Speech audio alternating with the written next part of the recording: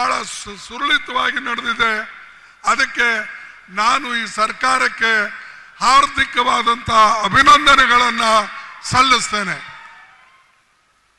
ಬಂಧುಗಳೇ, ಅನೇಕ ಜನ ಅನೇಕ ಗ್ಯಾರಂಟಿಗಳು ಕೊಡ್ತಾರೆ. ಮೋದಿಯವರು ಕೂಡ ಒಂದು 20 ಗ್ಯಾರಂಟಿ ಕೊಟ್ಟಿದ್ದಾರೆ. ನಿಮಗೆಲ್ಲ ಗೊತ್ತಿದೆ, ನಾನು ಹೇಳಬೇಕಾಗಿಲ್ಲ. ಅವರೇನು ಗ್ಯಾರಂಟಿ ಕೊಟ್ಟರು? ನಾನು ಅಧಿಕಾರಕ್ಕೆ ಬಂದ ಮೇಲೆ ಹೊರದೇಶದಲ್ಲಿರ್ತಕ್ಕಂಥ ಕಪ್ಪು ಹಣ ತಂದು ಪ್ರತಿ ಒಬ್ಬರಿಗೆ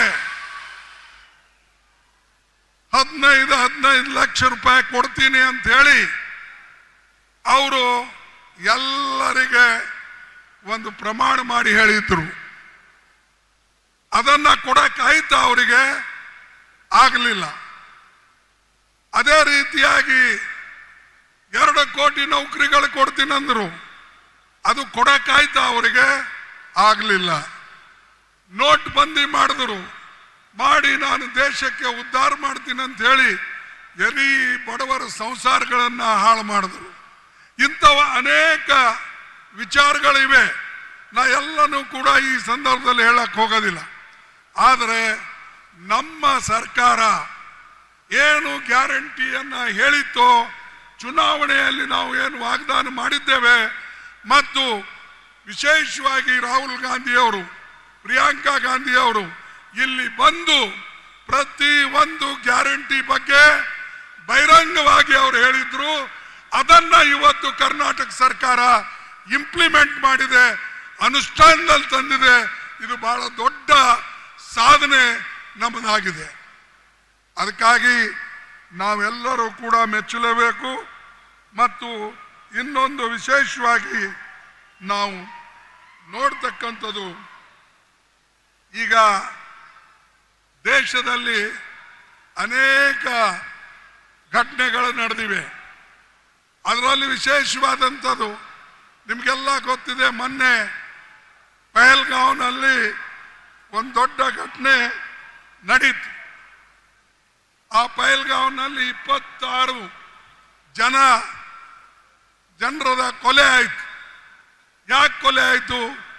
ಯಾಕಂದ್ರೆ ಮೋದಿ ಸರ್ಕಾರ ಅಲ್ಲಿ ಸೆಕ್ಯೂರಿಟಿ ಕೊಟ್ಟಿಲ್ಲ. ಯಾರು ಟೂರಿಸ್ಟ್ ಹೋಗಿದ್ರು, ಅಲ್ಲಿ ಯಾರು ನೋಡಕ್ ಹೋಗಿದ್ರು, ಅವರಿಗೆ ಪೊಲೀಸ್ ಸೆಕ್ಯೂರಿಟಿ ಆಗಲಿ, ಬಾರ್ಡರ್ ಫೋರ್ಸ್ ಆಗಲಿ, ಅಥವಾ ಅಲ್ಲಿ ಮಿಲಿಟರಿ ಆಗಲಿ ಅವರಿಗೆ ಸಹಾಯ ಮಾಡಲಿಲ್ಲ. ಅದಕ್ಕಾಗಿ 26 ಜನ ಕೊಲೆ ಅಲ್ಲಿ ಆಯ್ತು. ಆದರೂ ಮೋದಿ ಒಂದು ಮಾತಾಡಲಿಲ್ಲ ಅದ್ರ ಬಗ್ಗೆ. ಮೋದಿ ಬರೇ ತನಗೇನು ಹೇಳಬೇಕು ಅದನ್ನ ಹೇಳ್ಕೊಂಡು ಹೋದ್ರು. ಮತ್ತು ನಾನು ಒಂದು ಮಾತನ್ನ ಹೇಳಿದ್ದೇನೆ, ಇನ್ನೂವರೆಗೆ ಅದರ ಉತ್ತರವನ್ನ ಬಂದಿಲ್ಲ. ಮೋದಿ ಅವರು 17ನೇ ತಾರೀಕು ಕಾಶ್ಮೀರ್ಗೆ ಹೋಗೋರಿದ್ರು. ಆದ್ರೆ 17ನೇ ತಾರೀಕು ಕಾಶ್ಮೀರ್ಗೆ ನೀವು ಹೋಗಬೇಡಿ ಅಂತ ಹೇಳಿ ಅವರ ಬೆವುಗಾರಿಕೆ ಅಲ್ಲಿರ್ತಕ್ಕಂಥ ಇಂಟೆಲಿಜೆನ್ಸು ಅವರಿಗೆ ಹೇಳಿದ್ರು, ನೀವು ಹೋಗಬೇಡಿ, ಪಾಕಿಸ್ತಾನದಲ್ಲಿ ಇದು ಕಾಶ್ಮೀರ್ನಲ್ಲಿ ಗಲಾಟೆ ಆಗ್ತದೆ, ಅದಕ್ಕಾಗಿ ದಯವಿಟ್ಟು ನೀವು ಕ್ಯಾನ್ಸಲ್ ಮಾಡಿ ಅಂತ ಹೇಳಿ ಅಲ್ಲಿ ಕ್ಯಾನ್ಸಲ್ ಮಾಡಿಸಿದ್ರು. ಇದು ನಿಮಗೆ ಗೊತ್ತಿದ್ದಾಗ 17ನೇ ತಾರೀಕು ನೀವು ಕಾಶ್ಮೀರ್ಗೆ ಹೋಗ್ತಕ್ಕಂಥ ಪ್ರೋಗ್ರಾಮವನ್ನ ಕ್ಯಾನ್ಸಲ್ ಮಾಡುವಾಗ ನೀವು ಯಾಕೆ ಈ ಟೂರಿಸ್ಟ್ ಅನ್ನ ಪೊಲೀಸರ ಮುಖಾಂತರ ಯಾಕೆ ಹೇಳಲಿಲ್ಲ? ನೀವು ಹೋಗ್ಬೇಡಿ, ಅಲ್ಲಿ ತೊಂದರೆ ಇದೆ ಅನ್ನತಕ್ಕಂಥ ಮಾತು ನೀವು ಹೇಳಲಿಲ್ಲ. ಹೇಳಿದ್ರೆ 26 ಪ್ರಾಣಗಳನ್ನ ಉಳಿತೀವು. ಮತ್ತು ನಮ್ಮ ಈಗೇನು ನಾವು ಹೆಚ್ಚು ಕಡಿಮೆ ಚುಟ್ಪುಟ್ಟು ಯುದ್ಧಗಳು ನಡೆದಿವೆ, ಅಥವಾ ನಮ್ಮ ಪಾಕಿಸ್ತಾನ ವಿರುದ್ಧ ನಾವೇನು ಈ ಘರ್ಷಣೆ ಮಾಡ್ತಾ ಇದ್ದೇವೆ, ಪಾಕಿಸ್ತಾನ ಕೆಲಸ ಅಂತೂ ಯಾವಾಗಲೂ ಬರೇ ನಮ್ಮ ಭಾರತ ದೇಶ ಮೇಲೆ ಗೂಬಿ ಕೂಡಿಸ್ತಕ್ಕಂಥದ್ದು.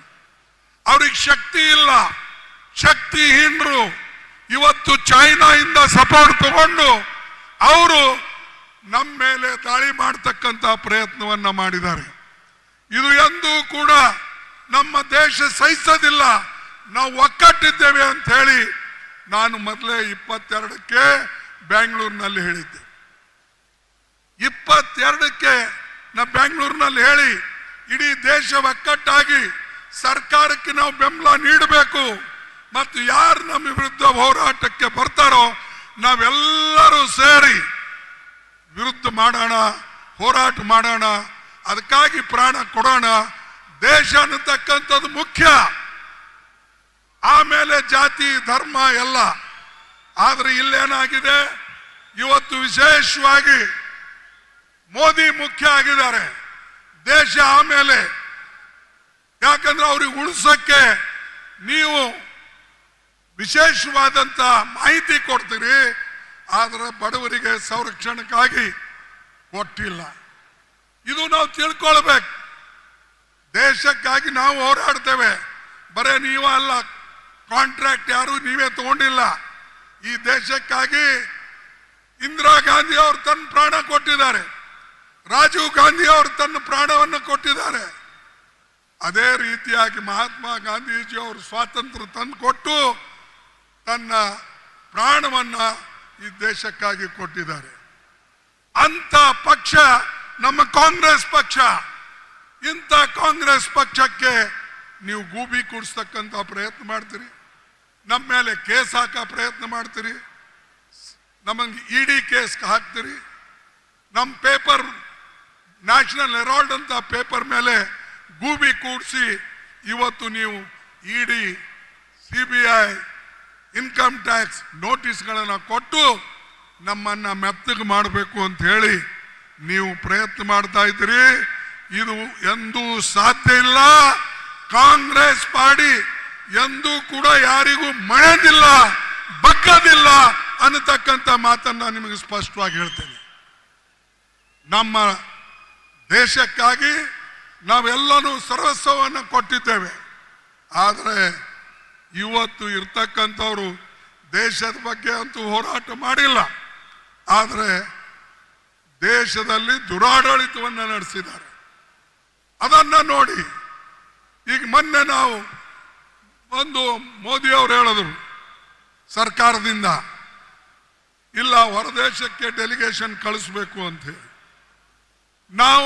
ನಮಗೆ ಅವ್ರು ಕೇಳಲಿಲ್ಲ, ಬರೇ ಅವರಾಗೆ ಹೇಳಿಬಿಟ್ರು.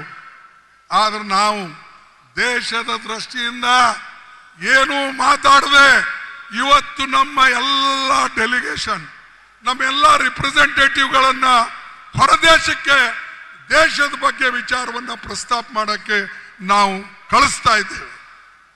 ಇದು ನಮ್ಮ ಗುರಿ, ದೇಶಕ್ಕೆ ಉಳಿಸ್ತಕ್ಕಂಥದ್ದು. ನಾವು ಪಕ್ಷ ಪಂಗಡ ಅಥವಾ ಯಾರಿಗೆ ಕ್ರೆಡಿಟ್ ಬರ್ತದೋ ಡಿಸ್ಕ್ರೆಡಿಟ್ ಬರ್ತದೋ ಇಲ್ಲ. ನಮಗೆ ದೇಶ ಉಳಿಸ್ಬೇಕಾಗಿದೆ, ಜನನ್ನ ಉಳಿಸ್ಬೇಕಾಗಿದೆ. ಅನೇಕ ವರ್ಷದಿಂದ ಗುಲಾಮಗಿರಿಯಲ್ಲಿ ಇದ್ದಂತ ದೇಶಕ್ಕೆ ನಾವು ಸ್ವಾತಂತ್ರ್ಯ ಮಾಡಿಕೊಟ್ಟಿದ್ದೇವೆ. ಅದು ಉಳಿಸ್ತಕ್ಕಂಥದ್ದು ನಮ್ಮ ಕೆಲಸ. ಈ ದೇಶದ ಸಂವಿಧಾನ ನಾವು ತಯಾರು ಮಾಡಿದ್ದೇವೆ. ಅದಕ್ಕಾಗಿ ಬಾಬಾ ಸಾಹೇಬ್ ಅಂಬೇಡ್ಕರ್ ಅವರ ನೇತೃತ್ವದಲ್ಲಿ, ಪಂಡಿತ್ ಜವಾಹರ್ಲಾಲ್ ನೆಹರೂಜಿ ಅವರ ನೇತೃತ್ವದಲ್ಲಿ ನಾವು ತಯಾರು ಮಾಡಿದಂಥ ಸಂವಿಧಾನ, ಈ ದೇಶಕ್ಕೆ ತಂದಂತ ಸ್ವಾತಂತ್ರ್ಯ, ಇದನ್ನ ಉಳಿಸ್ಕೊಳ್ತಕ್ಕಂಥದ್ದು ನಮ್ಮ ಕರ್ತವ್ಯ ಆಗಿದೆ, ನಮ್ಮ ಜವಾಬ್ದಾರಿ ಆಗಿದೆ. ಅದು ನಾವು ಮಾಡ್ತೇವೆ. ಆದ್ರೆ ಬಿಜೆಪಿದವ್ರು ನೀವೇನ್ ಮಾಡ್ತೀರಿ, ಬರೇ ಸುಳ್ಳು ಹೇಳ್ಕೊಂಡು ಅಡ್ಡಾಡೋದು. ಇಲ್ಲಿ ನಾವು ದೇಶದ ಬಗ್ಗೆ ಮಾತಾಡಕ್ಕೆ ಒಂದು ಕಡೆ ಸೇರಿದ್ರೆ ಮೋದಿ ಅವರು ಚುನಾವಣೆ ಭಾಷಣ ಮಾಡಿಕೊಂಡು ಬಿಹಾರ್ನಲ್ಲಿ ಇರ್ತಾರೆ. 2 ಸಲ ಆಲ್ ಪಾರ್ಟಿ ಮೀಟಿಂಗ್ ಕರೆದರು, ಸರ್ವ ಪಕ್ಷದ ಸಭೆಯನ್ನ ಕರೆದರು. ಆದರೆ ಮೋದಿ ಅವರು ಬರಲಿಲ್ಲ. ನಿಮಗೆ ದೇಶ ಪ್ರೇಮ ಇದ್ದಿದ್ರೆ, ದೇಶದ ಮೇಲೆ ನಿಮಗೆ ಹೆಚ್ಚಿನ ಪ್ರೀತಿ ವಿಶ್ವಾಸ ಇದ್ರೆ ನಮ್ಮೆಲ್ಲರನ್ನ ಕರೆಸಿ ನೀವು ಯಾಕೆ ಮೀಟಿಂಗ್ ಬರಲಿಲ್ಲ? ಏನು ಕಾರಣ? ಆಮೇಲೆ ನಾವೇನಾದ್ರೂ ಒಂದ್ಸಾರಿ ಹೋಗ್ಲಿಲ್ಲ ಅಂದ್ರೆ ನಾವೆಲ್ಲ ದೇಶದ್ರೋಹಿಗಳು. ಆದ್ರೆ ಇವರು ಮೀಟಿಂಗ್ ಬರದೇ ಇರೋರು ದೇಶ ಪ್ರೇಮಿಗಳು. ಇದನ್ನ ನೀವು ಯೋಚನೆ ಮಾಡಿ, ಚಿಂತನೆ ಮಾಡಿ. ಬರೇ ಭಾಷಣದಿಂದ, ಬೊಗಳೆ ಮಾತಾಡೋರ್ಲಿಂದ ದೇಶದ ಕಲ್ಯಾಣ ಆಗಲ್ಲ. ದೇಶದಲ್ಲಿ ಎಲ್ಲರನ್ನ ತೆಗೆದುಕೊಂಡು ಹೋಗ್ಬೇಕು, ಆವಾಗ ಮಾತ್ರ ಈ ದೇಶ ಉದ್ಧಾರ ಆಗ್ತದೆ. ಹೆಚ್ಚಿಗೆ ನಾನು ಇನ್ನು ಹೇಳಿದೆ, ಇನ್ನೊಂದು ಮಾತು ಹೇಳ್ತೇನೆ. ಸೋಫಿಯಾ ಖುರೇಶಿ ಒಂದು ಹೆಣ್ಣುಮಗು, ಡಿಫೆನ್ಸ್ ಸ್ಪೋಕ್ಸ್ ಪರ್ಸನ್. ಅವಳು ಮಾತಾಡಿದ ಮೇಲೆ ಒಬ್ಬ ಬಿಜೆಪಿ ಮಿನಿಸ್ಟರ್ ಹೇಳ್ತಾನೆ, ಈ ಹೆಣ್ಮಗಳಿಗೆ ಪಾಕಿಸ್ತಾನ್ ನೆಂಟಿದೆ, ಇವಳು ಪಾಕಿಸ್ತಾನ್ ಏಜೆಂಟ್ ಇದ್ದಾಳೆ ಅನ್ನತಕ್ಕಂಥ ಮಾತು ಹೇಳಿ ಹೀಯಾಡಿಸ್ತಾನೆ. ಇಂಥ ಜನರಿಗೆ ಯಾವ ಶಿಕ್ಷೆ ಕೊಡಬೇಕು ನೀವೇ ಹೇಳಿ. ಯಾರು ದೇಶಕ್ಕಾಗಿ ಹೋರಾಟ ಮಾಡ್ತಾರೋ ಅಂತ ಹೆಣ್ಮಗಳಿಗೆ ನೀವು ಆರ್ಮಿದಲ್ಲಿರ್ತಕ್ಕಂಥ ಒಂದು ಹೆಣ್ಮಗಳ ಬಗ್ಗೆ ಈ ರೀತಿಯಾಗಿ ಮಾತಾಡ್ತಾ ಇದ್ದಾರೆ. ಅದಕ್ಕಾಗಿ ಅವನ್ ರಿಸಿಗ್ನೇಷನ್ ನಾವು ಕೇಳಿದೆ, ಮೋದಿ ಇನ್ನೂ ಇಟ್ಕೊಂಡು ಕುಂತಿದ್ದಾರೆ. ಅವರು ತೆಗೆದು ಹಾಕಿ. ಯಾರು ದೇಶದ್ರೋಹಿಗಳು ಬಿಜೆಪಿಯಲ್ಲೇ ಇದ್ದಾರೋ ಅವ್ರಿಗೆ ಮೊದಲು ನೀವು ತೆಗೆದು ಹಾಕಿ, ಆಮೇಲೆ ಮಾತಾಡಿ. ಸೈನ್ಯದಲ್ಲಿ ಹೋರಾಟ ಮಾಡತಕ್ಕಂಥವ್ರಿಗೆ ನೀವು ಬೈತೀರಾ, ಹೀಯಾಳಿಸ್ತೀರಾ?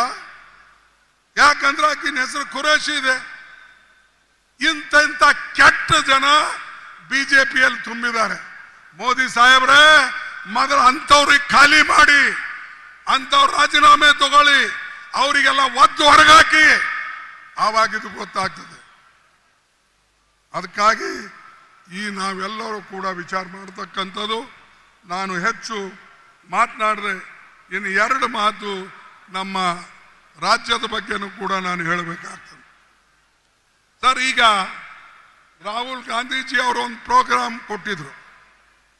ಆ ಯಾವ ಪ್ರೋಗ್ರಾಮ್ ಅಂದ್ರೆ ಬ್ಯಾಕ್ವರ್ಡ್ ಕ್ಲಾಸ್ ಕಾಸ್ಟ್ ಜನಗಣನ ನಾವು ಮಾಡಬೇಕು, ಜಾತೀಯ ಜನಗಣನ ಮಾಡಬೇಕು ಅಂತ ಹೇಳಿ. ಇದು ಎಲ್ಲ ಕಡೆ ಈಗ ನಡೆದಿದೆ, ಎಲ್ಲೆಲ್ಲಿ ನಮ್ಮ ರಾಜ್ಯ ಇದೆ ಅಲ್ಲಿ. ನಾವು ಇದ್ರ ಬಗ್ಗೆ ರಾಹುಲ್ ಗಾಂಧಿ ಅವರು ಮಾತಾಡಿದಾಗ ಎಲ್ಲರೂ ಟೀಕೆ ಮಾಡಿದ್ರು. ಆದರೆ ಅವರ ಮಾತಿಗೆ ಮಣಿದು ಮೋದಿ ಅವರು ಕ್ಯಾಬಿನೆಟ್ ಮೀಟಿಂಗ್ ಮಾಡಿ ಅವ್ರನ್ನು ಹೇಳಿದ್ರು, ಮುಂದೆ ಬರ್ತಕ್ಕಂಥ ನಮ್ಮ ಸೆನ್ಸಸ್ದಲ್ಲಿ ಜಾತಿ ಜನಗಣನೆ ತಗೊಳ್ತೇವೆ, OBC ಕಾಲಮ್ ಸೇರಿಸ್ತೇವೆ ಅಂತ ಹೇಳಿ ಅವ್ರ ಮಾತನ್ನ ಹೇಳಿದ್ರು. ಯಾಕೆ ಹೇಳಿದ್ರು? ನಮ್ಮ ಹೋರಾಟಕ್ಕೆ ಮಣಿದು, ರಾಹುಲ್ ಗಾಂಧಿ ಅವರ ಹೋರಾಟಕ್ಕೆ ಮಣಿದು, ಕಾಂಗ್ರೆಸ್ ಪಾರ್ಟಿ ಹೋರಾಟಕ್ಕೆ ಮಣಿದು ಇವತ್ತು ಬ್ಯಾಕ್ವರ್ಡ್ ಕ್ಲಾಸ್ ಅವರಿಗೆ ಪ್ರತ್ಯೇಕವಾಗಿ ಒಂದು ಕಾಲಮ್ ಅನ್ನ ಮಾಡಿ ಜಾತಿ ಜನಗಣನೆ ಮಾಡ್ತಕ್ಕಂಥದ್ದು ಮಾಡಿದ್ರು. ಅದೇ ರೀತಿಯಾಗಿ ಇನ್ನೊಂದು ನಾನು ವಿಶೇಷ, ಸಿದ್ದರಾಮಯ್ಯನವರು ಇದ್ದಾರೆ, ಅವರ ಮಂತ್ರಿ ಮಂಡಲದ ಎಲ್ಲ ಸದಸ್ಯರು ಇದ್ದಾರೆ.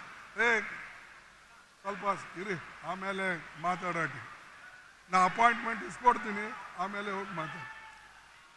ಸರ್, ಒಂದು ನಾನು ವಿಶೇಷವಾಗಿ ಹೇಳ್ತೀನಿ, ಜನಗಣನೆ ಮಾಡಿ, ಆದರೆ ಆ ಜನಗಣನೆ ಸರಿಯಾಗಿ ಆಗಬೇಕು. ಮತ್ತು ರಾಹುಲ್ ಗಾಂಧೀಜಿ ಅವರಿಗೂ ಕೂಡ ಯಾವ ಕೆಟ್ಟ ಹೆಸರು ಬರಬಾರದು. ನೀವು ನಿಮ್ಮ ಕ್ರೆಡಿಟ್ ತಗೊಳ್ಳಕ್ಕೆ ಏನಾದರೂ ಮಾಡಿದ್ರೆ ಇಡೀ ಅದು ರಾಜ್ಯಕ್ಕೆ ತೊಂದರೆ ಆಗ್ತದೆ. ಇನ್ನೊಂದು ಎರಡನೇದು, ಶೆಡ್ಯೂಲ್ ಕಾಸ್ಟ್ನಲ್ಲಿ ಒಳ ಮೀಸಲಾತಿ ಮಾಡ್ತಾ ಇದ್ದೀನಿ, ಮಾಡಿ, ಅದಕ್ಕೆ ನನ್ನೇನು ತಕರಾರಿಲ್ಲ, ನಾ ಎಂದೂ ಅದಕ್ಕೆ ಅಡ್ಡು ಬಂದಿಲ್ಲ, ಎಂದೂ ಅದರಲ್ಲಿ ಹೋಗಿಲ್ಲ. ಆದರೆ ಈ ಇದರಲ್ಲಿ ಬೇಡ ಜಂಗಮ ಅಂತ ಹೇಳಿ ನೀವು ಸೇರಿಸ್ತಾ ಇದ್ದೀರಿ. ಲಿಂಗಾಯತ್ ಕಮ್ಯುನಿಟಿದಲ್ಲಿ ಇರ್ತಕ್ಕಂಥ ಬಡ ಲಿಂಗಾಯತರಿಗೆ ಸವಲತ್ತು ಕೊಡ್ರಿ, ಆ ಲಿಂಗಾಯತರಿಗೆ ನಾವು ಸಪೋರ್ಟ್ ಮಾಡೋಣ, ಅವ್ರಿಗೆ ಏನು ಬೇಕದು ಕೊಡೋಣ. ಆದ್ರೆ ಶೆಡ್ಯೂಲ್ ಕಾಸ್ಟ್ ಲಿಸ್ಟ್ ನಲ್ಲಿ ಬೇಡ ಜಂಗಮ ಅಂತ ಸೇರಿಸಿ 500 ಜನ ಇದ್ದವರು ಇವತ್ತು ಸುಮಾರು 4 ಲಕ್ಷ 5 ಲಕ್ಷ ಹೇಗಾದರು. ಇದನ್ನ ನೀವು ಇದ್ರ ಬಗ್ಗೆ ಎಲ್ಲಿ ಹೋದ್ರ ನೀವು Siddaramaiah? No this is unfair. If bad Jangama if they are included in scheduled caste list, it will go against the untouchable scheduled caste, all the scheduled caste, and these people are nearly only 500 people in Hyderabad, Karnataka.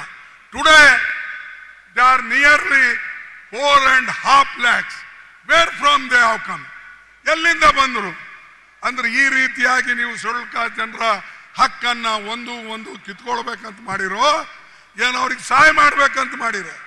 ಯಾರು falls certificate ಕೊಡ್ತಾರೋ ಮೊದಲು ಅವ್ರಿಗೆ ಒಳಗಾಕಿ ಅವ್ರಿಗೆ ಕೇಳಿ, ಇಲ್ಲಾದ್ರೆ ಇಡೀ ಸಮಾಜಕ್ಕೆ ನಾವು ದ್ರೋಹ ಮಾಡ್ದಂಗೆ ಆಗ್ತದೆ. ಯಾರೇ ಇರಲಿ, ನಾವು ಎಲ್ಲರೂ ಕೂಡ ಒಂದಾಗಿ ಇಂಥ ಜಟಿಲ ಸಮಸ್ಯೆಗಳಿಗೆ ಸಮಾಧಾನ ತಂದು ಸರಿ ಮಾಡಬೇಕು. ಅದಕ್ಕಾಗಿ ನಾನು ಕೈ ಜೋಡಿಸಿ ಸರ್ಕಾರಕ್ಕೂ ಕೇಳ್ತೇನೆ, ನಿಮಗೂ ಕೇಳ್ತೇನೆ, ಯಾರೂ ಫಾಲ್ಸ್ ಸರ್ಟಿಫಿಕೇಟ್ ಮಾಡಬೇಡಿ. ಯಾಕಂದ್ರೆ ನಿಮಗೆ ಸರಿಯಾಗಿ ಸಹಾಯ ಆಗಲಿ ಅಂತ ಹೇಳಿ ಒಂದು ಕಡೆ ರಾಹುಲ್ ಗಾಂಧಿ ಅವರು ಈ ಕಾರ್ಯಕ್ರಮ ಹಾಕಿದ್ದಾರೆ, ಇನ್ನೊಂದು ಕಡೆ ರಾಜ್ಯ ಸರ್ಕಾರ ಈ ಒಳ ಮೀಸಲಾತಿಯ ಪ್ರೋಗ್ರಾಮ್ ಅನ್ನು ತಂದಿದೆ. ಅಂತರದೊಳಗೆ ನಾವು ಬೇರೆಯವ್ರನ್ನ ಸೇರಿಸಿ ಇದನ್ನ ವಿಫಲಗೊಳಿಸ್ತಕ್ಕಂಥ ಪ್ರಯತ್ನ ಮಾಡಿದ್ರೆ ಖಂಡಿತವಾಗಿ ರಾಜ್ಯಕ್ಕೂ ಒಳ್ಳೆಯದಿಲ್ಲ, ದೇಶಕ್ಕೂ ಒಳ್ಳೆಯದಾಗಲ್ಲ. ಅದಕ್ಕಾಗಿ ಬಂಧುಗಳೇ, ನಾ ಇನ್ನು ಹೆಚ್ಚಿಗೆ ಹೇಳ್ತಾ ಇವತ್ತು ಹೆಚ್ಚಿಗೆ ಹೇಳಲಾರ್ದೆ ನನ್ನ ಮಾತನ್ನ ಇವತ್ತು ಮುಗಿಸ್ತೇನೆ. ಮತ್ತು ಕೊನೆಯದಾಗಿ ರಾಹುಲ್ ಗಾಂಧೀಜಿ ಅವರು ಬಂದು ಇಲ್ಲಿ ನಿಮ್ಮೆಲ್ಲರನ್ನ ಉದ್ದೇಶಿಸಿ ಮಾತಾಡಿದಕ್ಕಾಗಿ ನನ್ನೆಲ್ಲರ ನಮಸ್ಕಾರಗಳನ್ನು ಹೇಳಿ ಮಾತು ಮುಗಿಸ್ತೇನೆ. ಒಂದು ಸ್ಲೋಗನ್ ಅನ್ನ ಕೂಗ್ತೇನೆ, ಜೈ ಹಿಂದ್, ಜೈ ಹಿಂದ್. ಏನ್ ಮೂಕರಿದ್ದೀರಾ? ಯಾರಿದ್ರು ನೀವು? ಜೈ ಹಿಂದ್, ಜೈ ಹಿಂದ್, ಜೈ ಕಾಂಗ್ರೆಸ್, ಜೈ ಕಾಂಗ್ರೆಸ್. ನಿಮ್ಮೆಲ್ಲರಿಗೆ ವಂದನೆಗಳು. ನಾನು ಮಾತು ಮುಗಿಸ್ತೇನೆ. ಜೈ ಹಿಂದ್.